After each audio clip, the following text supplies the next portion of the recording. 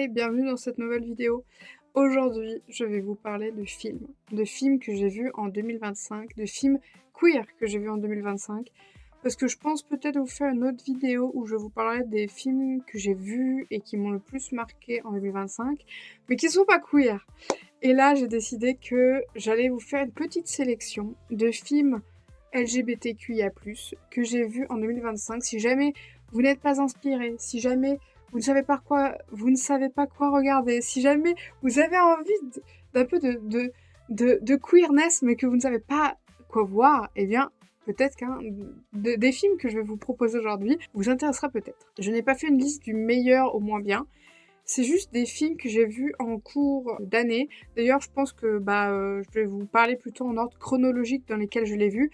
Donc plus ils sont en début de liste, plus je les ai vus tôt dans l'année 2025. Et on va commencer avec le film But I Am a Cheerleader. Alors, vous le connaissez sans doute parce que c'est un classique. D'ailleurs, je tiens à vous préciser, celui-ci, il n'y a pas de VF, il est disponible seulement en VO sous-titré français, mais il vaut le coup d'œil. Il vaut largement le coup d'œil. Donc c'est un film qui nous raconte l'histoire d'une jeune femme qui ne sait pas qu'elle est lesbienne, sauf que tout son entourage sait qu'elle est lesbienne. Donc un jour, elle va avoir droit à une intervention de sa famille, de ses amis et de son petit copain pour dire « Écoute, chérie, on sait que tu es lesbienne, à vous ». Sauf qu'elle, elle est en mode « Mais non, mais je ne suis pas du tout lesbienne, mais qu'est-ce que vous racontez ?» Et elle se retrouve, malgré elle, projetée dans un espèce de camp. En fait, c'est horrible, mais le film est très drôle. Elle se retrouve littéralement en thérapie de conversion pour devenir hétéro. Bref, j'adore ce film, il est complètement perché, il a une esthétique très à lui, très colorée, très kitsch, que j'adore. Et vraiment, si vous êtes passé à côté, mais foncez, parce que vraiment, But I Am a Cheerleader, c'est un incontournable, voilà. Ensuite, j'ai mis Les Reines du Drame. Comment ne pas en parler? Les Reines du Drame. Ah, c'est sûrement un des meilleurs films LGBT que j'ai vu l'année dernière, même un des meilleurs films tout court. Les Reines du Drame, c'est l'histoire de deux jeunes femmes qui ont un rêve commun, devenir chanteuses, vivre de leur musique en tout cas. Et en fait, ces deux jeunes femmes vont tomber amoureuses et on va les suivre durant plusieurs années. Et ah là là, j'ai pas trop envie de vous en dire trop sur Les Reines du Drame, mais c'était tout ce que j'avais envie de voir. Vraiment, Les Reines du Drame, c'était exactement ce genre de film que je voulais voir, que j'avais besoin de voir. C'est trop cool. Les deux jeunes femmes, elles se rencontrent dans une espèce de parodie de la Nouvelle Star. Donc il y a des rêves très françaises. Il y a Bilal Hassani qui joue le rôle d'un personnage à la fois exaspérant et à la fois trop mignon, qui est le narrateur de l'histoire. J'aime trop ce film. En fait, j'ai envie de mieux vous le vendre, mais je veux pas trop vous en dire pour pas vous gâcher la surprise. En fait, c'est tout ce que je voulais voir. J'adore ce film, vraiment. Donc si vous n'avez pas vu Les Reines du Drame, mais foncez, c'est incroyable. Les musiques, les personnages, vraiment, c'était trop cool. Vraiment. Ensuite, j'ai mis Une nouvelle amie. C'est un film de François Ozon, si vous ne connaissez pas. Il a réalisé récemment, en fin d'année dernière, L'étranger, tiré du livre d'Albert Camus. Et en fait, François Ozon, il a une cinématographie assez queer en général, même si c'est pas toujours ce qu'il met en avant. Là, avec Une nouvelle amie, c'est complètement ce qui est mis en avant. On va faire la rencontre d'une jeune femme qui est en plein deuil car sa meilleure amie est morte. Mais c'est sa meilleure amie depuis qu'elles sont toutes jeunes. Et en fait, elle a beaucoup de mal à se remettre de la perte de sa meilleure amie à un point tel que son mari s'inquiète. Et en fait, il lui conseille d'aller voir le mari de sa meilleure amie, du coup, qui traverse lui aussi cette terrible période de deuil, surtout que ils ont eu ensemble une petite fille qui n'est encore qu'un bébé. Et en fait, quand elle va se pointer chez sa meilleure amie, du coup décédée, elle va surprendre son mari en train de porter les vêtements de sa femme. Et de là va s'écouler beaucoup de questions sur le deuil, sur l'amour, sur la transidentité. J'ai pas trop envie de vous en dire plus. Il y a clairement quelqu'un qui est trans dans ce film, mais qui n'a peut-être pas les mots pour le décrire. La personne trans, du coup, n'est pas du tout jouée par une personne trans. Sachez que c'est Romain Duris. Mais par contre, avant, j'étais un peu fâchée avec Romain Duris. J'ai vu ce film, et j'en ai vu 2-3 autres, genre j'ai vu Le règne animal, bref, très bon film, je vous conseille.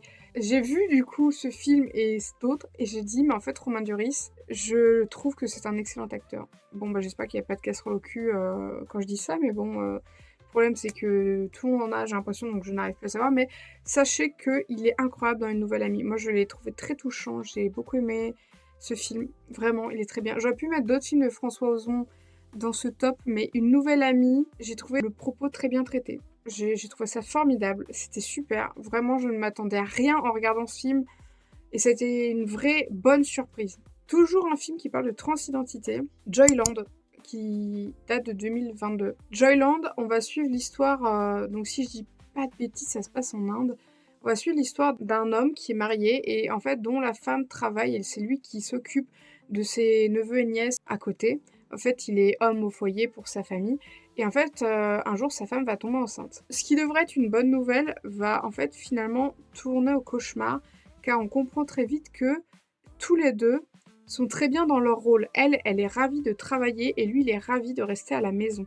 Sauf que tout va être chamboulé par la dynamique de leur famille. Donc on voit son frère à lui, ses parents à lui. En fait, ils habitent tous ensemble et en fait, très vite, elle va devoir arrêter de travailler et lui, il va devoir travailler. Et on comprend qu'aucun des deux n'en a envie, mais ils subissent tous les deux cette pression. Et en fait, lui, il va trouver un job comme danseur dans une espèce de club pour hommes où certaines personnes viennent pour danser. C'est censé être un peu voilà, érotique, tout ça. Et en fait, il s'avère que la personne pour qui il danse est une femme trans. Je vais pas vous en dire plus, mais ce film m'a bouleversée. Vraiment, je ne m'y attendais pas du tout. Je l'ai regardé à l'époque, il était en replay sur France Télévisions. Et waouh, c'était incroyable. Vraiment, Joyland, allez-y. C'était trop bien. Vraiment, c'était super. J'ai passé un super moment devant ce film. Ensuite, j'ai regardé Come As You Are, tiré du livre The Miseducation of Cameron Post. Eh bien, ils ont décidé de faire un titre anglais en titre anglais. Donc nous, on a le film Come As You Are. Du coup, qui est joué par... Ah non, cette actrice que j'aime trop, j'ai plus du tout son nom en tête. C'est celle qui a joué Carrie, qui a joué aussi dans le film qui casse, je n'ai plus son prénom, je vous afficherai l'actrice quelque part. Come As You Are, c'est l'histoire de Cameron, qui est une adolescente qui est élevée par sa tante et en fait, elle est amoureuse de sa meilleure amie avec qui elle sort en fait, donc c'est même pas sa meilleure, enfin c'est sa petite copine, sauf que malheureusement pour elle, elle va se faire découvrir, elle va être envoyée en thérapie de conversion où elle va rencontrer deux autres adolescents qui sont bien comme elle, et avec qui elle va se lier d'amitié. Ce film m'a bouleversée. Vraiment, c'est pas le seul film, c'est pas le seul film que j'ai vu qui parlait de thérapie de conversion cette année, mais Cameron Post, ça me donne qu'une envie, c'est de lire le bouquin qui est beaucoup plus sur elle, enfant, ado. En plus, je trouve que le film se termine à un moment, on n'a qu'une envie, c'est de savoir la suite. Du coup, pitié, traduisez The Miseducation of Cameron Post, s'il vous plaît. Je veux lire le livre, mais mon anglais n'est pas assez bon. Je vous recommande Come As You Are, qui est un très bon film, vraiment très poignant. J'aime trop, en fait, j'aime trop voir des ados de milieux différents qui se sont obligés de se souder parce qu'ils ont des points communs. Donc souvent, c'est à cause de leur orientation, de ce genre de trucs. Mais j'aime trop voir des groupes d'amis se former dans des films, genre les films un peu teenage comme ça, j'aime trop. Voilà. Ensuite, j'ai marqué... alors, j'étais pas sûre de le mettre dans Stop parce que j'étais en mode, est-ce que vraiment? Mais dans le doute, je préfère le mettre. Une pour toutes. Donc, vous en avez peut-être entendu parler parce que c'est une reprise des Mousquetaires, mais avec des femmes. J'ai adoré ce film. C'était trop bien. Une pour toutes, c'était trop bien.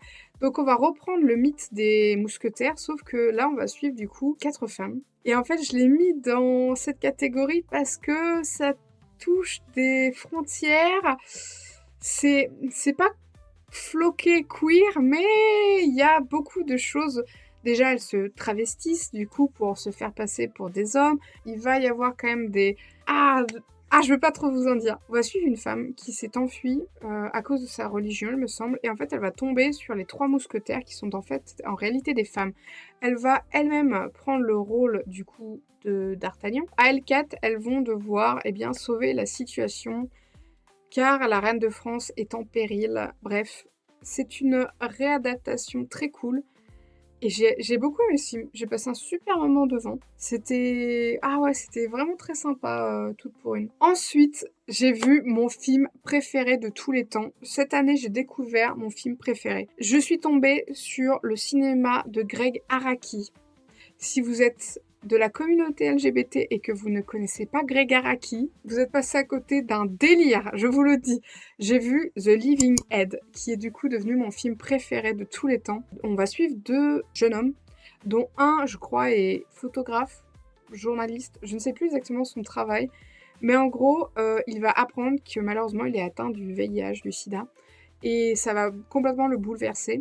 Et parallèlement à ça, on va suivre un jeune homme qui fait n'importe quoi et malheureusement, il va accidentellement tuer un policier. Terrorisés, ils vont rentrer entre guillemets en collision ensemble et le jeune homme qui a tué le policier propose à l'autre gars de s'enfuir avec lui, tout simplement. Et là va s'en suivre une espèce de road trip à la fois course-poursuite. Et en fait, ce film m'a tellement touchée, m'a tellement bouleversée. Je pourrais pas mieux vous l'expliquer. C'était tellement intense. Je sais pas à quoi je m'attendais en regardant ce film, mais ça m'a parlé et bouleversée au plus profond de moi-même. C'était trop bien. The Living Edge, je vous le recommande fois 1000. C'était trop bien. Et sachez que ce ne sera pas le dernier film de Greg Araki de la liste. Ensuite, j'ai regardé The Watermelon Woman. Ah oui, je vous ai pas dit, mais The Living Edge, je l'avais regardé sur Mubi quand j'avais pris un abonnement en début d'année. Donc, si jamais vous avez envie de le voir, je sais qu'il est disponible. Il est peut-être plus parce que ça fait 6 mois, mais si jamais, il est peut-être encore dessus. Bah, sur la même plateforme, j'ai regardé The Watermelon Woman, qui est un documentaire sur une jeune femme qui enquête sur une femme noire qu'on voit tout le temps jouer des rôles un peu de servante et tout dans des vieux films. En fait, on apprend que cette actrice son nom n'est jamais vraiment au générique, c'est juste The Watermelon Woman, donc la femme à la pastèque en français, et elle décide de, entre guillemets, rétablir les lettres de noblesse de cette femme, et on découvre que cette actrice était lesbienne et aurait entretenu des relations avec une réalisatrice et d'autres femmes, bref. Et en fait, c'est une femme racisée, lesbienne, et elle va se trouver beaucoup de points communs, du coup, cette jeune femme qui documente tout ça, avec cette actrice un peu mystérieuse dont on ne connaît pas grand-chose, et j'ai adoré le film documentaire, c'était très bien. Ensuite, du coup, je suis partie, vous vous en doutez, j'ai regardé The Living Edge, j'ai dit, mais quoi, qu'est-ce que c'est que ce film? Donc j'ai regardé Mysterious Skin, donc qui est aussi un film de Greg Araki. Alors là, je préfère vous mettre des trigger warnings. En fait, je préfère vous mettre des trigger warnings sur tous les films de Greg Araki. Attention, c'est brut, c'est à prendre tel quel, c'est un cinéma très particulier. Moi, ça me parle carrément, mais Mysterious Skin, il y a des trigger warnings. Malheureusement, je peux pas vous dire quoi parce que ça vous gâcherait le film. En fait, dès la première scène, j'ai compris de quoi allait traiter le film. Renseignez-vous. Vous savez quoi? Si vous voulez voir ce film, renseignez-vous. Mysterious Skin, c'est l'histoire de 2 jeunes garçons, encore une fois, qui vont rentrer à l'université, il me semble. Et en fait, il y en a un qui est persuadé d'avoir été enlevé par des extraterrestres quand il était petit. Et un autre garçon qui développe très tôt son homosexualité et très vite il va se prostituer. Et en fait, ça va être un peu le parallèle entre ces 2 jeunes garçons et leur vie et leur comportement. Je crois que ça a été adapté d'un livre, si je dis pas de bêtises. Mais Mysterious Skin, c'est un des films les plus... Comment dire? J'y pense encore fréquemment. Voilà, c'était très marquant dans mon esprit. J'ai l'impression, rien que d'en reparler, de revoir tout le film dans ma tête. Ça m'a marqué. Il n'y a pas d'autre définition, juste Mysterious Skin. Je peux pas... Ah! Je n'ai pas les mots pour vous décrire ce film. Genre vraiment, c'était une surprise, beaucoup d'effroi aussi également, parce que ça traite d'un sujet pas facile, comme je vous ai dit, trigger warning. Ah, j'ai trop envie de mieux vous le vendre parce que vraiment, le cinéma de Greg Araki, ça a été une découverte en 2025 pour moi. Mais vraiment, je l'ai pas mis dans le top, mais j'ai aussi regardé Kaboom, qui est un autre film de Greg Araki. Là, c'est complètement chez père, je vous préviens. Si vous voulez voir un film où vous vous dites « Quoi ?»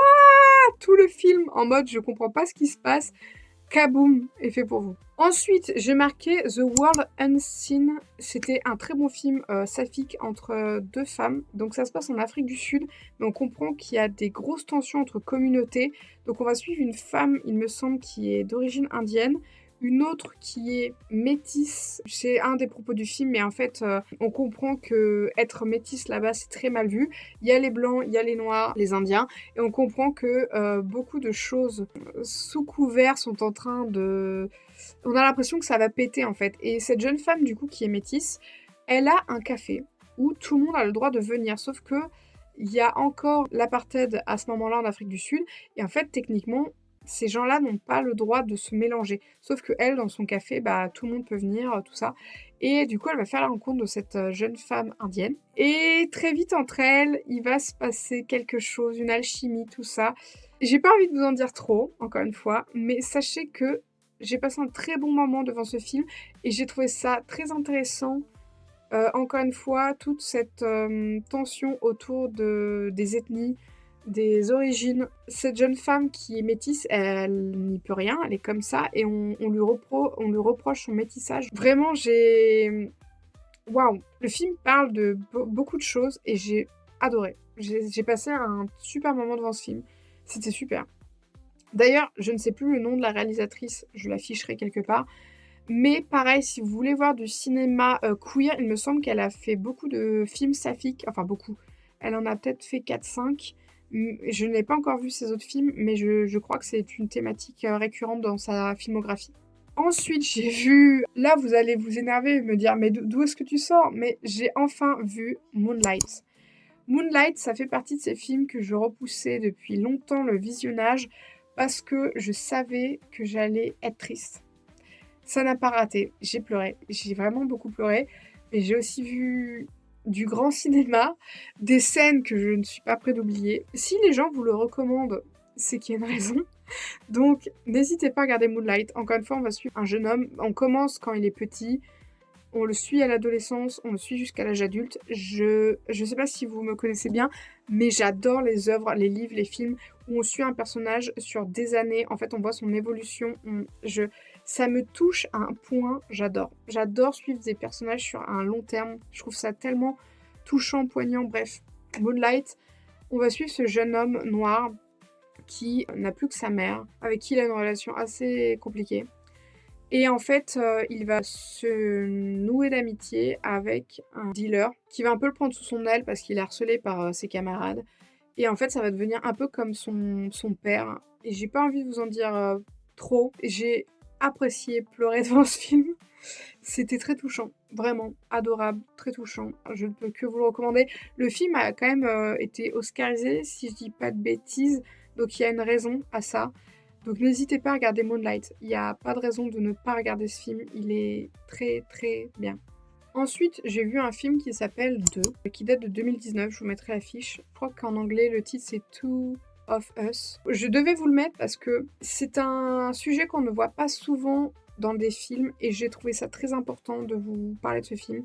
On va suivre l'histoire d'amour de deux femmes qui sont assez âgées, qui sont voisines.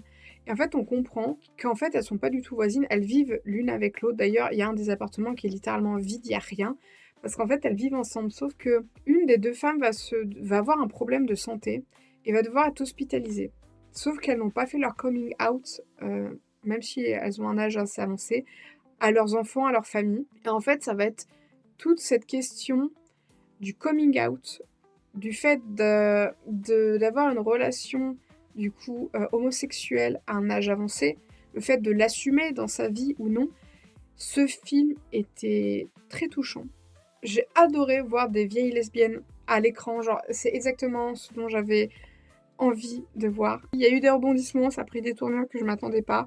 J'ai beaucoup aimé ce film, vraiment. Ensuite, j'ai mis Vivre, mourir et renaître. Ça va parler de l'histoire d'un couple. Et très tôt, en fait, ce couple, ils sont ensemble depuis très longtemps. Puis je crois qu'ils commencent à se fréquenter au lycée ou à la fac. Donc c'est un homme et une femme. Et très tôt dans la relation, le garçon va dire à sa copine, je préfère te le dire, mais il m'arrive d'avoir des relations sexuelles avec des hommes, voilà, il est bi, quoi. Et elle est en mode d'accord, très bien. Sauf qu'on va la retrouver à l'âge adulte, ils ont un petit garçon, et leur nouveau voisin est un photographe. Ils se rencontrent avec le voisin qui est en train de refaire des travaux dans l'appart.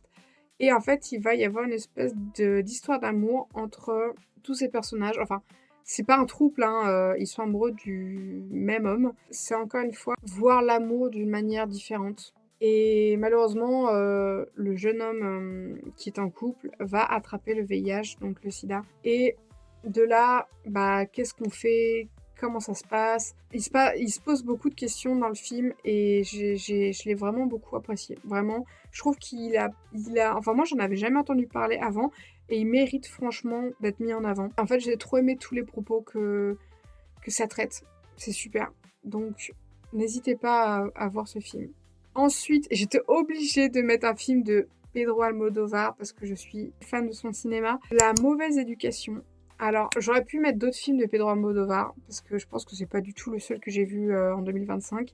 Mais c'est celui qui m'a le plus marqué. Ah non, il y en avait un autre. Je l'ai pas mis dans la liste, mais j'aurais grave pu. Alors là, j'ai plus le titre, je suis désolée, mais il est hyper connu, mais c'est le plus éloigné de son cinéma. C'est le plus connu de Pedro Almodovar. Alors, c'est le plus connu de Pedro Almodovar? Ah, je dirais que oui, même moi, je connaissais le film avant de connaître son cinéma. Vous savez, c'est ce film où un médecin qui fait la chirurgie esthétique kidnappe quelqu'un et refait entièrement son visage et son corps. Je n'ai plus le nom du film, je vous le mettrai là. Celui-ci, j'y pense encore régulièrement. Je ne sais pas pourquoi je ne l'ai pas mis dans cette liste, mais voilà. Mais du coup, pour revenir à une mauvaise éducation, c'est l'histoire d'un réalisateur. Et un jour, il y a un acteur qui va venir toquer à sa porte, qui va lui dire « Est-ce que tu te rappelles de moi? On était ensemble à l'école. » Et en fait, on comprend que ces deux jeunes garçons, il y a eu une histoire entre eux quand ils étaient très jeunes, quand ils étaient genre en primaire, mais qu'en fait, ça s'est pas très bien terminé pour eux, ça a été découvert, et l'un d'eux a été renvoyé. On va revoir du coup leur enfance dans cette école, on va revoir leur histoire, on va les revoir adultes. En fait, il lui propose un scénario, ce jeune acteur, il lui dit voilà, c'est une nouvelle que j'ai écrite, j'aimerais que tu la lises et que tu me dises ce que t'en penses, si c'est adaptable, si t'as envie de faire ce film, j'aimerais jouer dedans vu que c'est ma nouvelle, tout ça.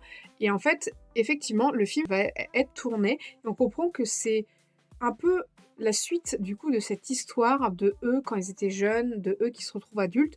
Et en fait, on va voir le parallèle entre le film et aussi la vraie vie, parce que ces jeunes gens vont se retrouver dans la vraie vie. Et alors là, il y a une chute à ce film que je n'avais pas vu venir. J'étais choquée de ouf en voyant le film. Vraiment, si vous aimez Pedro Almodovar et que vous n'avez pas vu La mauvaise éducation, faut le regarder, hein. C'est incroyable. Ce film est génial. Vraiment, j'adore ce film. Je le trouve incroyable. Encore une fois, il y a des trigger warnings, je préfère vous prévenir, genre vraiment. Mais j'ai adoré ce film. Il était incroyable, vraiment incroyable. Ensuite, j'ai mis... Alors, je suis désolée, je n'ai pas retrouvé le titre français. C'était Kiss Me Kosher. C'est l'histoire d'amour entre une jeune femme allemande et une jeune femme... je crois qu'elle est israélienne, si je dis pas de bêtises. En tout cas, elle est juive. Et ça a une importance dans le récit. J'aime trop les films qui parlent de problèmes liés aux différences culturelles. Je trouve ça hyper intéressant. En fait, on va suivre du coup ces deux jeunes femmes qui sont ensemble depuis 6 mois, qui vont enfin aménager ensemble. Donc, on va suivre du coup cette jeune Allemande qui emménage du coup chez sa copine. Je sais plus où ça se passe exactement. Peut-être, je sais plus. Bref, mais en fait, on comprend que il y a tout le temps des sous-entendus comme quoi ses ancêtres sont peut-être des nazis. Donc c'est pas très fun. Sa famille a accepté qu'elle était lesbienne, mais le fait qu'elle soit lesbienne et qu'elle sorte avec une Allemande, ça pose un peu plus problème. Le film était assez drôle, genre vraiment je m'attendais pas du tout à ça. Alors à l'époque, je l'ai vu sur, encore une fois sur France TV Replay. Ne sous-estimez pas les replays de France TV Replay ou d'Arte, ils passent d'excellents films. Du coup, voilà, on va suivre leur histoire d'amour. Et en fait, très vite, il va y avoir un énorme quiproquo parce que sa copine va découvrir qu'elle a une bague. Et du coup, elle va être obligée de faire sa demande en mariage, l'Allemande. Et en fait, on comprend qu'elle avait prévu la demande en mariage, mais pas du tout maintenant.